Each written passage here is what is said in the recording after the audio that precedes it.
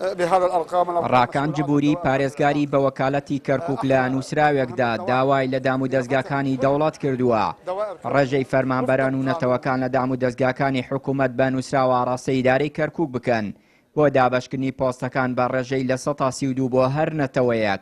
ئەمەش لە کاتێکدایە ڕێژەی کورد ئێستا لە دام و دەستگاکانی حکوومەتی عێراق نەگەشتوتە لە 180، بەڵام ڕێژەی عەرەب لە 155 و ڕێژەی تورکمانیش لە 123 تێپەڕاندووە. پەرلەمانتارێکی خولی پێشووی پەرلەمانی عێراق پێی وایە کەمی ڕێژەی کورد لە دام و دەستگاکانی عێراق لە کەرکووک بۆ کەم تەرخەمی هەرێمی کوردستان دەگەڕێتەوە کە بۆ بەرژەوەندی خۆیان کوردی کەرکووکیان لەسەر هەرێم دامەزراندووە، بۆیە ڕێژەکە بەرز نەبووەتەوە.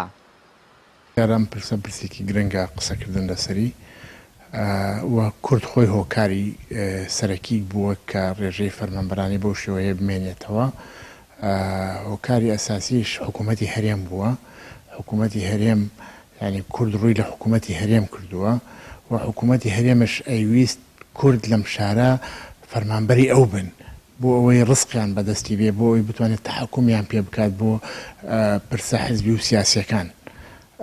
بۆ نمونە زۆرترین ڕێژەی کارمەندی ئێمە لەسەر حکوومەتی هەرێم لە سلکی پەروەردەدایە، نزیکەی 8,000 کەسە بە مامۆستا و کارمەند و کارگوزارەوە، نزیکەی 8,000 کەس لەم شارە بەس لە سلکی تەربیە یا پەروەردەیە لەسەر حکوومەتی هەرێمە و کاتی خۆی حکوومەتی عێراق ڕەزامەندیشی دەربڕی بۆ ئەوەی ئەو ڕێژەیە ئەو فەرمانبەر و کارمەندانەی دراسی کوردی لە کەرکووک بخێنە سەر بەغدا.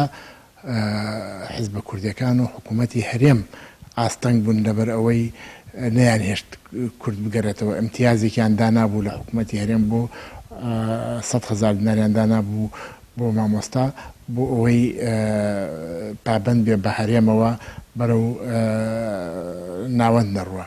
کورد کاتێک با ڕێژەی لە 132 بۆ هەر نەتەوەیەک ڕازی دەبێت کە سەرجەم فەرمانبەر و بەڕێوەبەری گشتی و بەڕێوەبەری بەشەکان لە دام و دەستگاکان بگرێتەوە. بەم پێیەش کورد دەبێت لە 115 ڕێژەی بەرز بکرێتەوە و لە بەرامبەردا ڕێژەی عەرەب و تورکمانەکان کەم بکرێتەوە، بەمەش ڕێژەی لە 132 بۆ هەر نەتەوەیەک لە بەرچاو دەگیرێ. لە دوای 16 ئۆکتۆبر ئەو بەڕێوەبەرانەی کە کورد وەریگرتبوو لەم شارەیە ڕاستەوخۆ لادرێنان و هەمویان کران بە عەرەب بە تایبەتی ئەو خەڵکانی کە لە چواردەوری ڕاکان جبوری پارێزگاری بە وەکالەتی کەرکووکەوە لەوان نزیکن.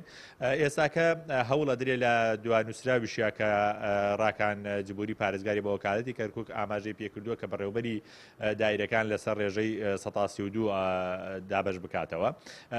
ئێمە پێمان وایە بێ ئەو ڕێژەیە لەسەر بەڕێوەبەرەکان زەرمەندەوە هیچ عەدالەتیشی تیانە. ئەوەی گرنگە ئەبێ ڕێژەی فەرمانبەران لەسەر ئاستی 132 داڕێژێتەوە، واتە لە کارگوزارێکەوە تا بەڕێوەبەری فەرمانگەیەک ئەبێ لەسەر ئاستی لەسەر بنەمای 132 بێت. ڕێژەی لە 117 بۆ نەتەوەی کورد لە دام و دەستگاکانی دەوڵەت لە کاتێکدایە.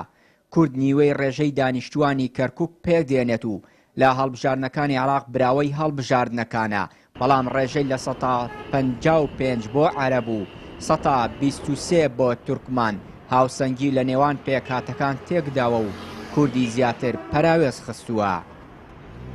چیانووری کەناڵی ئاسمانی پەیام، کەرکووک.